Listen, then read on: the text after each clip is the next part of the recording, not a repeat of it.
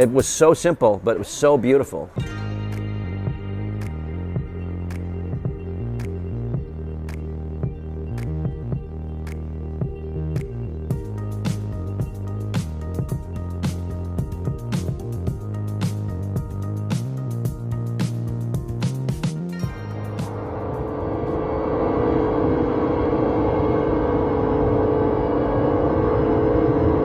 The original idea in the screenplay was that there would be a kind of a rectangular slot in one of Jupiter's moons.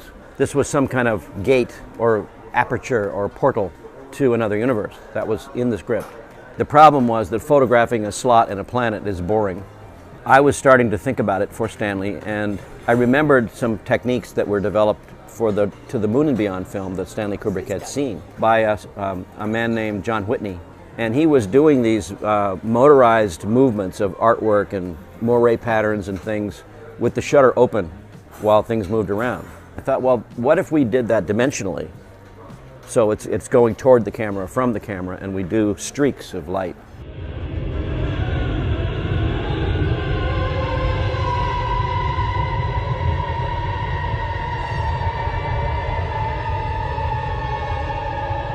I did a little test on a Polaroid that I shot for Stanley, and I was just, oh yeah, it's going to work fine.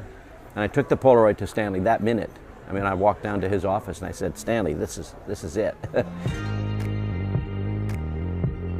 The story Spielberg had written for the movie talked about that the UFOs would hide inside clouds and appear from clouds. I said, okay, I like that. The cloud tank was this idea of creating clouds, have a cup of coffee, and you would pour cream in it, you'd get little clouds, little tiny clouds. And I said, well, could we make the tiny clouds look like big clouds? So we built this tank that was about 5 feet or 6 feet, water tank, like an aquarium. If you filled the tank half full with salt water, and then you filled the top half with fresh water, they would be 2 different thicknesses. And at that plane between the two, it would be like the atmosphere of the bottom of clouds. They're sitting on the atmosphere. And the manipulator would be inside the tank, injecting milk. That's all it was milk. If I just pulled a little trigger, it would open a little valve. And I'm looking in the tank from behind the camera and just painting in 3D. And so that was how we shot all those clouds. It was like being God, it was really fun. And it looked so natural and so organic and so believable in some strange way. You could never do it with a computer. Since we had no LEDs or flat panel displays at that time we made the movie, I found this piece of plastic that had little bumps on it that was like a Lego, for a Lego kit. And so we painted it silver and then projected a movie onto it. It looks a lot like a lot of thousands of tiny light bulbs. Very simple. And so then we could put those on the buildings and put those on the blimp.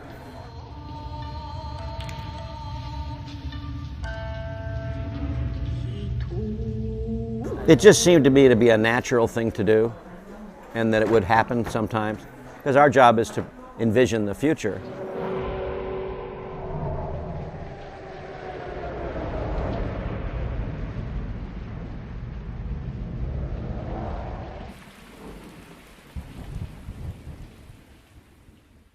Dans cette émission, la 150e, 6 heures en direct avec mes amis Olivier Rakotovao, Seba Makalou à la réalisation, avec l'Espace du Son. Je vous retrouverai cette émission sur le site de Artpress.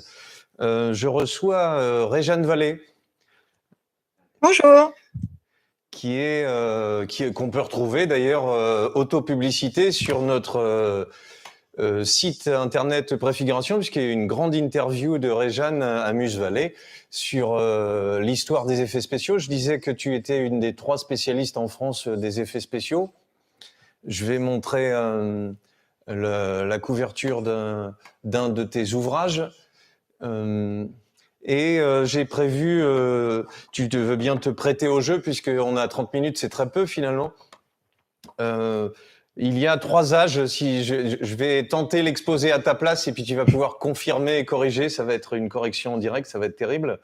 Et l'idée globale, c'est, dans tous ces invités, c'est de regarder ce que ces années 90 vont fabriquer de particuliers qui nourrit l'art encore aujourd'hui. Donc nous avons un premier film qu'on pourrait appeler dessiné en 1900, si je dis pas de bêtises. Un premier film avec trucage, puisqu'on parle des 3 âges des effets spéciaux. Tu dis, si je dis pas de bêtises, que c'est plutôt un savoir-faire français, qui est un trucage qui vient du théâtre et de la dissimulation, puisqu'on a affaire à un magicien. J'ajoute quand même un petit film dessiné par un Lyonnais. Et puis, je vais direct loin, puisque Technicolor, c'est un film qui est en 3 dimensions. On a beaucoup d'éléments dans cette histoire. Et puis, on arrive directement, le saut dans le temps, à ce Trumbull dont je voudrais parler un peu plus avec toi. Est-ce que le résumé de ces 3 âges qu'on retrouve dans ton ouvrage est assez juste ? C'est un peu rapide, hein, mais effectivement, tu as vraiment la période des pionniers où on va inventer les effets spéciaux au cinéma en évidemment se rebasant sur tout ce qui était fait avant au théâtre, en particulier en photographie. Et ces pionniers, comme tu l'as dit, Méliès d'un côté et Milcol de l'autre, mais il y en a évidemment aussi aux États-Unis, en Grande-Bretagne, en Italie, vont petit à petit expérimenter pour inventer les effets spéciaux au cinéma, donc passer du truc du théâtre aux effets spéciaux cinématographiques.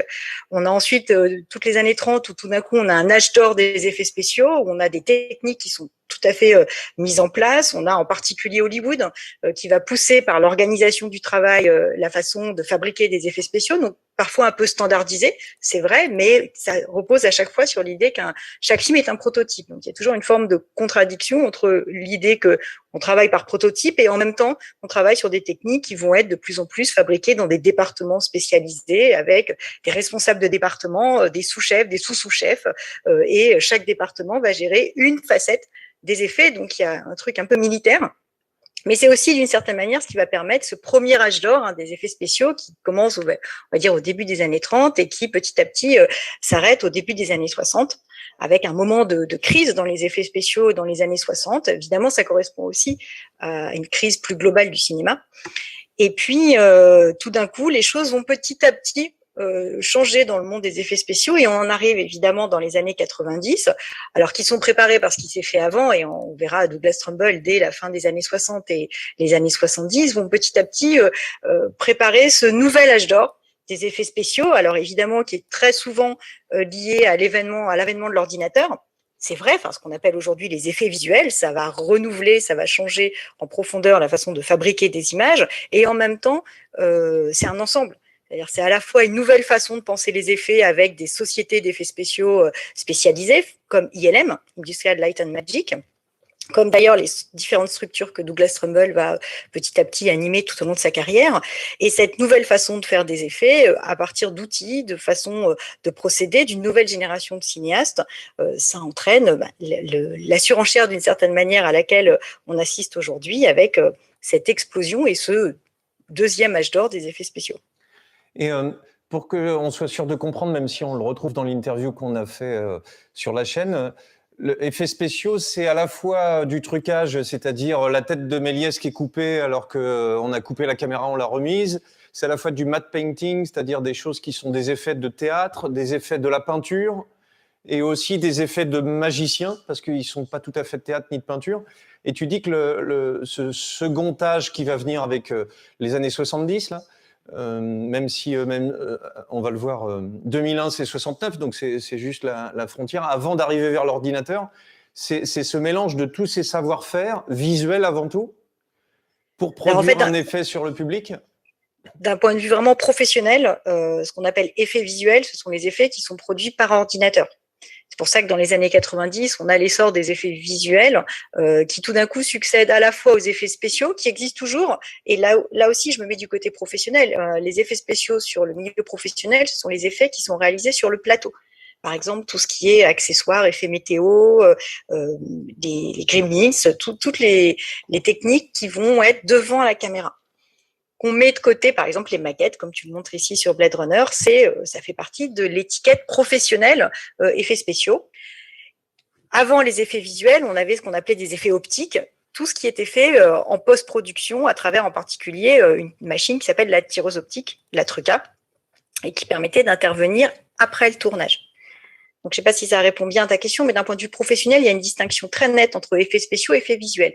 D'un point de vue grand public, c'est vrai qu'on a souvent tendance à mettre une grosse étiquette et à tout mettre dedans. Mais un générique de film, c'est hyper précis. Tu as un responsable des effets visuels qui s'occupe globalement de tout ce qui est fait par ordinateur et un responsable des effets spéciaux qui s'occupe de tout ce qui est fait sur le plateau. Oui, ce qui m'intéressait en te faisant répéter ce deuxième époque de l'âge d'or, c'est qu'on a l'impression qu'il y a eu les effets. Tu parlais des années 30, j'ai pas montré King Kong, mais tout le monde l'a en tête. On va dire plutôt magie marionnette.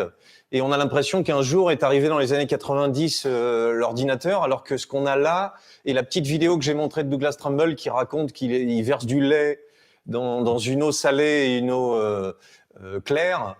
En fait, on est à la fois dans l'effet de trucage, de marionnettisme, mais en même temps dans quelque chose qui se sert des effets vidéo qui se sont développés, même s'ils sont encore très coûteux dans ces années-là. Oui, il y a de ça. C'est-à-dire que, en fait, ce qu'il faut bien voir, c'est que dans les années 70, pour aller vite, la science-fiction, essentiellement, c'est un vrai laboratoire.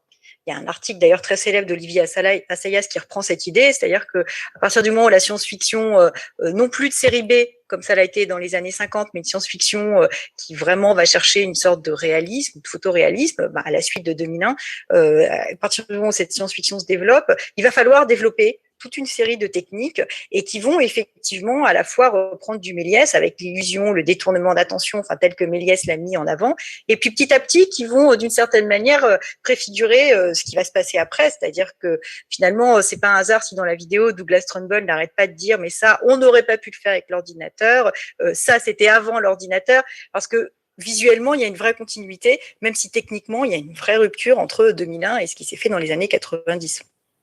Alors, ce qui est fascinant, c'est que j'ai montré la petite maquette, on devine un peu, on a peut-être pris l'habitude, tu sais, les générations passant, je peux avoir peur devant la nuit des morts vivants, alors que tous mes étudiants et les tiens aussi sont en train de se marrer tellement ils n'ont pas peur du tout. Donc, l'effet de produit a une histoire. On pourrait pas faire une histoire des effets spéciaux par les effets. Peut-être même une histoire de l'art par les effets, parce que c'est quelque chose qui va avec la dramaturgie du romantisme et puis qui nous a amené jusqu'à cet art moderne. Mais ce qui m'intéressait de regarder avec toi, c'est quand même que Douglas Trumbull, et puis c'est toi qui me l'a fait connaître, la petite vidéo le montrait, c'est quand même à la fois 2001, l'Odyssée de l'espace, c'est à la fois cette petite merveille, quand même, Silent Running, je vais t'en faire reparler, Rencontre du troisième type, et puis Star Trek, et puis Blade Runner, c'est-à-dire on est quand même avec un génie sur lequel il y a eu un documentaire il n'y a pas très longtemps qui est tout à fait passionnant, où on le voit parler de cette incroyable aventure de Silent Running, dont je mets un extrait, qui est une sorte de science-fiction écologique, puisque tu parles de la science-fiction, des utopies et puis des hétéro-utopies. On a, dans les années 70, une vraie évolution aussi des auteurs de science-fiction et des sujets sur lesquels ils travaillent. Tu as vu ce film, j'imagine ? Oui, bien sûr. Est-ce qu'on conseille à tout le monde d'aller le voir le plus vite possible ? Mais à fond, c'est un film qui est extrêmement contemporain dans ce qu'il raconte, à la fois dans la manière de le raconter et puis sur les grandes thématiques qui étaient très à la mode dans les années 70, donc l'écologie, la planète Terre extrêmement polluée, les dangers de la surconsommation. Il y a beaucoup de films à la fin des années 60 et début 70 qui sont sur la même veine, hein, Soleil vert, même La planète des singes d'une certaine manière. Et celui-là, c'est de mon point de vue, un bijou, comme tu l'as dit tout à l'heure, avec très peu d'argent, parce qu'il faut quand même se rappeler que c'est visuellement très ambitieux, parce que ça se passe exclusivement dans l'espace, un petit peu comme 2001, si ce n'est que, si je me rappelle bien, il y a à peu près un dixième en tout du budget 2001 qui est alloué pour Silent Running. Donc c'est un petit budget avec un travail incroyable pour justement réussir à raconter cette histoire qui, au final, tourne très vite au huis clos. Enfin, je ne vais pas spoiler. C'est un film merveilleux et j'insiste sur les problématiques, sur les enjeux, sur la place de la nature, tout simplement sur la planète Terre. Il est très en avance sur son temps. Hein. Oui, mais c'est toute la carrière de Douglas Trumbull. Il est toujours en avance sur son temps, d'une certaine manière. Et dans ses films, tu n'as pas cité Brainstorm, mais c'est pareil, Brainstorm, par rapport à la réalité virtuelle et à la façon dont on cherche à enregistrer ce qu'a vécu, a ressenti une personne pour le mettre dans le corps de quelqu'un d'autre. Finalement, c'est aussi des problématiques qui sont très contemporaines. Et ce qui est très étonnant qu'on voit dans le documentaire, parce que le documentaire montre son travail, on l'entend parler, toujours vivant, hein, il travaille plutôt pour les parcs d'attractions, on pourrait peut-être dire ça, plutôt que pour le cinéma. Il a eu une grande période 70, 80, même 90. Ça paraît tout à fait étonnant qu'il soit pas plus exploité, plus utilisé. Et surtout, c'est l'espèce de malchance qu'il a eue sur les 2 films, en fait, sur leur sortie. Et puis, on va pas divulgacher non plus, mais pour donner envie à tout le monde d'aller voir le documentaire, la comédienne principale, très, très célèbre de son 2e et dernier film, si je dis pas de bêtises, meurt juste avant la sortie. Et donc, tout le monde parle plutôt de ça que de la sortie du film.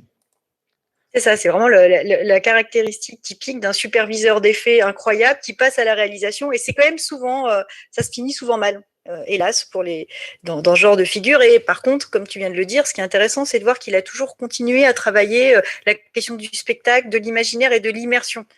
Quand tu vois vraiment ces premières tentatives, ne serait-ce d'ailleurs que dans la séquence Target de 2001, il y a vraiment l'idée de plonger le spectateur au cœur du spectacle. Et finalement, c'est intéressant parce que tout ce qu'il a développé, c'est ce qui se passe aujourd'hui quand même, à travers les HFR, les fréquences d'image élevées, à travers cette idée de sensation de présence. Il travaillait déjà ça dans les années 70. Et puis, cette sensation d'effet, tu vois, plus tard, je vais recevoir Alexis Blanchet qui a fait une histoire du jeu vidéo, qui est un des spécialistes du sujet. On a eu longtemps une sorte de technophilie qui fait qu'on voulait faire toujours mieux, toujours mieux, toujours mieux. Et la culture de Trumbull, c'est de faire pas tant que ça pour nous faire croire à. Et souvent, ce sont des effets spéciaux qui ont l'air de moins se démoder, en fait. Et c'est pour ça que je reste sur Spielberg. Les Dents de la Mer sont, en termes d'effets spéciaux, c'est minable. Est-ce qu'on peut dire quelque chose comme ça ? Alors, je ne sais pas si je peux dire que c'est minable. Maintenant, évidemment, c'est intéressant ce film parce que bon, il y a une mythologie, mais autour du film, à savoir que les effets prévus n'ont jamais fonctionné comme il le souhaitait. Donc, résultat, Spielberg a dû changer complètement sa mise en scène. Hein. Il y a beaucoup de films comme ça. Alien, c'est pareil. On voulait montrer l'animatronique, hein, donc l'animation électronique, une sorte d'énorme requin mécanisé. Sauf que requin mécanique dans l'eau, ça fait pas bon ménage. Et ce qui est intéressant, c'est de voir que Spielberg finalement va faire une force de ça, c'est-à-dire plutôt que de montrer le requin du début jusqu'à la fin, bah, on met l'aileron, un peu de rouge, la musique, et ça fait peur à tout le monde. Donc évidemment, là où je te rejoins, c'est que dans Les Dents de la Mer, quand enfin on voit le requin, bah, finalement, on n'avait pas envie de le voir. Parce qu'il est tellement plus fort dans notre imaginaire que l'effet ne peut pas concurrencer l'imaginaire créé par la mise en scène de Spielberg, en l'occurrence. Et ce qui est intéressant, ce qui nous fait 10 minutes de bonne introduction en parlant de cette histoire d'avant les années 90, c'est que les années 90, le travail sur ordinateur, on pourrait penser que toi, qui es historienne des effets spéciaux, tu vas être technophile, tu vas chercher à ce qu'il y ait de plus en plus d'effets. On voit bien avec des auteurs comme ça. Et puis, je mets en dernier... alors, est-ce que tu serais d'accord si je dis que c'est le meilleur de tous ceux qu'il a fait, mais... le fait qu'il suffit de pas grand-chose pour suggérer, le pas grand-chose coûte beaucoup d'argent et beaucoup de temps, hein, mais c'est aussi dans le pas fait que quelque chose se passe émotivement. C'est toute la question de l'effet. Un effet spécial, c'est bien qu'est-ce qui est produit sur le spectateur. Et effectivement, même la mise en scène des années 90, où tout d'un coup on a un nouveau joujou, si je puis dire, l'ordinateur qui arrive, avec quand même encore beaucoup de contraintes dans les années 90, nous montre bien que c'est la mise en scène qui va permettre de créer cette sensation, de créer cet effet.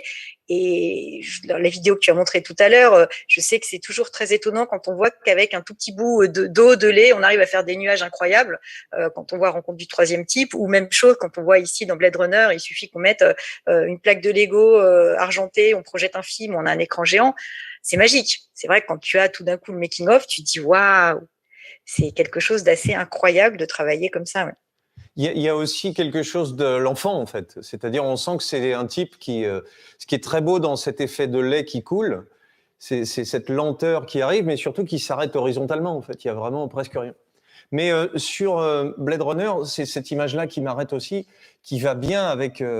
on est en 82, on n'est pas tout à fait dans les années 90, c'est que c'est une image d'aujourd'hui, c'est-à-dire le monde des images... Crawford, le philosophe qui parle aujourd'hui de philosophie de l'attention, de captation continuelle, on est là dans vraiment quelque chose qui a été prévu, annoncé, et pourtant on est 30 ans plus tard quand même. Oui, bah, l'action se passe en 2019, c'est pas ça? Oui, oui, c'est l'anniversaire. C'est Alors, ça. je reviens à ton livre. Tu as d'ailleurs, comme ça finira trop vite, on n'a jamais assez de temps, aussi organisé une exposition, si je dis pas de bêtises, à la Cité des Sciences, à la Villette. C'est ça. Effets spéciaux, crever l'écran. Voilà, ce qui doit pas être commode je poserai la même question à Alexis Blanchet qui a coordonné une exposition de jeux vidéo. Comment fait-on une exposition de jeux vidéo? Comment fait-on une exposition d'effets spéciaux? Est-ce qu'il y a que des écrans? Est-ce qu'il y a des marionnettes et de l'organisation? La spectacularisation, le fait de produire des effets fait que l'effet de musée est complètement interrogé par ces nouvelles disciplines. C'est aussi ça qui va avec les années 90 jusqu'à aujourd'hui, en fait. Alors l'exposition, donc moi j'étais experte scientifique, hein, j'étais pas commissaire de l'exposition, se basait vraiment sur l'idée de l'interactivité. L'objectif c'était de faire des effets spéciaux aux visiteurs pour qu'ils comprennent justement à la fois ce qui fonctionne pas, qu'ils comprennent parfois qu'un tout petit effet, par exemple quelque chose qui marchait très bien, c'est une caméra en verticale, et puis au sol des personnes qui font semblant de faire des acrobaties, et quand tu regardes le résultat, tu as vraiment l'impression que les personnes sont capables de grimper les unes sur les autres. C'est tout simple, ça marche très bien. Et c'était vraiment ça l'idée de l'exposition, c'était de montrer comment les techniques, une fois qu'on les applique, arrivent à faire un effet parfois incroyable. Et petit à petit aussi de travailler sur les anciennes techniques, les nouvelles, de manière à pouvoir montrer petit à petit la continuité, parce que finalement l'histoire des effets spéciaux, c'est toujours la même chose, c'est comment on arrive à tromper l'œil du spectateur. Et puis la rupture, parce qu'aujourd'hui, on trompe l'œil du spectateur avec des techniques qui sont évidemment très différentes de l'époque de Méliès, mais finalement, l'objectif est toujours le même. Comment on arrive à faire un trompe-l'œil, mais au sens vraiment fort du terme, parce que l'objectif, c'est évidemment pas que le spectateur se rende compte qu'il a été trompé, du moins pas quand il regarde le film. Je pense que quand je parlais d'histoire de l'effet produit qui fait la différence entre des étudiants qui n'ont pas peur et nous, c'est l'expérience en fait qu'on a fait de certaines peurs, de certaines surprises, de certaines émotions, comme dans une fête foraine en fait, qui fait que quand tu es tout petit, un manège, bah, un toboggan suffit pour faire un effet spécial en fait. Et en fait, sans doute que les plus jeunes ont cette histoire cumulée que tu racontes là, et celle sur laquelle on arrive tout de suite là des années 90 et du spectaculaire vu par ce monsieur, Toc, puisqu'on a quand même une grande date des effets spéciaux, c'est le Terminator de 84. Il a l'air un peu daté lui aussi, mais on a ici, si je me trompe pas, les débuts de la machine vraiment qui sert à fabriquer l'image. Alors dans Terminator 2 plutôt que Terminator 84. Alors le voilà, Toc, je m'y attendais.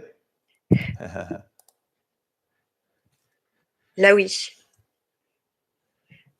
Bah, dans Terminator 2, ce qui est extrêmement intéressant, donc on a une rupture au début des années 90. En gros, au début des années 90, ça fait quasiment 20 ans qu'on a l'ordinateur au cinéma. Le premier film à ce jour, c'est Moon West de Michael Crichton, Westworld, si on prend le titre anglais. Et pendant quasiment 20 ans, il y a une sorte de malédiction. Chaque film qui utilise des images créées par ordinateur, c'est une catastrophe. C'est pas compliqué. À chaque fois, c'est un échec. Et puis tout d'un coup, au début des années 90, sortent coup sur coup plusieurs films, Terminator 2, Jurassic Park. Et là, d'un point de vue imaginaire, on se rend compte que la malédiction est brisée, c'est-à-dire ce sont des gros succès qui vont marquer l'imaginaire collectif et qui vont petit à petit, ça va faire une sorte d'effet boule de neige. On se rend compte qu'on peut faire des choses avec l'ordinateur, et en l'occurrence Terminator 2, c'est très intéressant parce que on peut faire des choses qu'on ne pouvait pas faire avant. Dire clairement, tout d'un coup, exactement ce plan-là, aucune technique ne va permettre ça précédemment. Jurassic Park, c'est pas tout à fait la même chose. Jurassic Park, on se rend compte qu'on peut faire des dinosaures. On pouvait déjà faire des dinosaures avant l'ordinateur, mais tout d'un coup, on se rend compte qu'on peut les faire mieux, plus, et surtout en liaison avec les anciennes techniques, puisque dans ce film, il y a en fait beaucoup d'animatronique, d'animation électronique, évidemment beaucoup d'images de synthèse, mais c'est un mélange. On est vraiment sur l'idée que tout d'un coup, on peut hybrider les techniques, et en hybridant les techniques, on va arriver au meilleur. Et c'est, d'un point de vue à la fois industriel et esthétique, une vraie révolution. Et il y a encore Spielberg, c'est-à-dire que s'il y a 3 âges des effets spéciaux, Spielberg est déjà dans 2. Oui, Cameron aussi. et tu rajoutes George Lucas. Voilà, est-ce que ce sont des joueurs, des enfants qui s'amusent, ou est-ce que ce sont des gens qui ont une sorte de sens de la pré-production, des moyens financiers qu'il faut mettre, un peu très lointainement, comme Besson qui à un moment donné se dit « Ok, j'ai compris, il faut mettre du fric sur un film pour que ce soit spectaculaire », et qui rencontre le succès de cette façon-là. Est-ce que tu as l'impression que Lucas Spielberg, c'est aussi un génie du marketing pressenti ? Alors, je ne sais pas si c'est du marketing pressenti, mais oui, c'est l'idée du spectacle total, bien entendu. C'est-à-dire, on fait un film et rapidement, ils vont comprendre que le film en soi est un objet, finalement, parmi d'autres dans l'histoire du film. Pour George Lucas, il y a la question du merchandising qui se pose très vite. Spielberg, c'est pas tout à fait la même histoire, mais on est vraiment sur des personnes qui ont une vision, au sens fort du terme, d'un film et de où va l'industrie cinématographique. Comment tout d'un coup, parce qu'il faut quand même se rappeler qu'en termes de fréquentation, par exemple, au début des années 90, ça va très mal le cinéma. En termes de fréquentation, en France, par exemple, en 92, 91, on est au plus bas. On est à un moment de crise et tout d'un coup, le fait d'avoir ces films va petit à petit, et les multiplex aussi qui arrivent, qui sont un autre facteur, il y a toute une série d'éléments qui vont redonner finalement la place au cinéma, à la salle de cinéma, j'entends. Ça peut sembler un peu bizarre, mais Jurassic Park, par exemple, a fait beaucoup pour les salles de cinéma. Titanic aussi, plus tard. Et ce qui est très curieux, c'est qu'on a l'impression déjà que les années 90, c'était il y a pas longtemps. Et à la fois, les effets spéciaux qu'on voit semblent presque datés, puisque j'exagère à peine si on dit que le montage peut se faire sur un téléphone. On peut faire du montage vidéo assez facilement, d'une façon qui est beaucoup plus intuitive encore, d'ailleurs avec ses doigts, plutôt qu'avec un clic de souris ou qu'avec des bandes qu'on coupe. On a quelque chose qui progresse très très vite. Et on voit bien, c'est pour ça que cette histoire, je voulais la partager avec toi, les années 90, entre guillemets, n'apportent pas plus, sauf que le fond vert, l'apport du détourage, des éléments d'ordinateur, se mélange à toute l'histoire précédente. Oui, c'est exactement ça. Et puis petit à petit, le numérique rentre dans toutes les branches. C'est-à-dire qu'au cinéma, nous, en tant que spectateurs, ce qu'on voit, c'est un dinosaure numérique. Tout d'un coup, un dinosaure comme on n'en avait jamais vu, et c'est vrai. Mais à côté de ça, le montage aussi, petit à petit, se numérise. L'étalonnage, ça va être vraiment la rupture profonde. Hein. L'étalonnage, quand il devient numérique, finalement, c'est toute la chaîne qui passe numérique, puisqu'ensuite on a une version numérique, même si on la remet sur pellicule pour la sortir en salle. Mais c'est vraiment ça, enfin le cinéma des années 90, c'est un cinéma de transition où derrière les dinosaures, c'est l'arbre qui cache la forêt de tout ce qui est en train de se passer et qui est vraiment convergent. Alors, on va conclure. Je te remercie. On se retrouve, tu as vu, on dirait que tu as 4 bras. Ouais, c'est rigolo. Très joli effet. Que nous avons fait avec juste une inversion de lumière par notre ami Rémi Courteau qui a monté l'épisode. On le retrouve sur la chaîne Préfiguration. Je te remercie, Réjeanne, d'être venue en ligne pour permettre de comprendre tous ces enjeux des années 90 et comment ils nous ont nourris. Merci encore. À bientôt, merci. À bientôt.